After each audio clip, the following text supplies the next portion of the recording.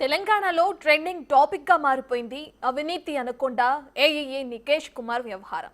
అయితే నికేష్ కుమార్ కు 14 రోజుల జ్యుడిషియల్ రిమాండ్ విధించింది కోర్టు.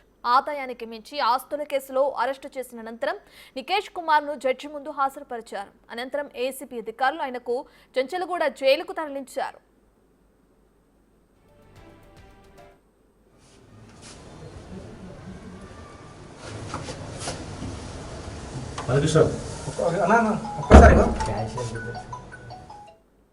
నికేష్ కుమార్ ఇంట్లో జరిగిన ఏసీపీ అధికారుల సోదాల్లో నమ్మలేని నిజాలు బయటపడ్డాయి. నికేష్ కుమార్ ఇంటితో పాటు బంధువులు, సన్నిహితుల ఇళ్లు మొత్తం 20 వేర్వేరు ప్రాంతాల్లో తనిఖీలు నిర్వహించారు. దాదాపు 200 కోట్లకు పైగా విలువైన ఆస్తులను ఏసీబీ అధికారులు గుర్తించారు.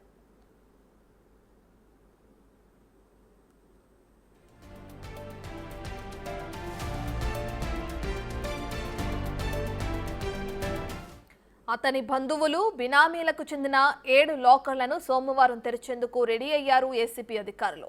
నికేష్ కుమార్ తో పాటు బంధువుల నివాసంలో కిలోకి పైగా బంగారాన్ని స్వాధీనం చేసుకున్నారు. గతంలో ఏసీబీ ట్రాప్ చేసిన సీసీఎస్ మాజీ ఏసీపీ ఉమామహేశ్వరరావుతో కలిపి నికేష్ కుమార్ సెటిల్మెంట్లు వేసినట్టు తేలింది.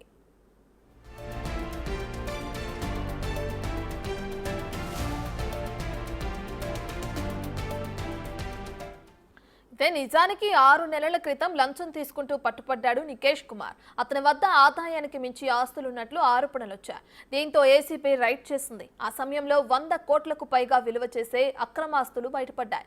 అప్పుడు అరెస్టు చేసి రిమాండ్ కు పంపారు అధికారులు. 2 నెలల తర్వాత బెయిల్ పై జైలు నుంచి బయటకొచ్చారు. అప్పటి కేసులో మళ్లీ తాజాగా తీగలాగారు. దీంతో కళ్లు తేరేసే రీతిలో అక్రమాస్తులు బయటపడ్డాయి. తాజాగా మరోసారి ఆయన్ను అరెస్టు చేసి కీలక పత్రాలు స్వాధీనం చేసుకున్నారు.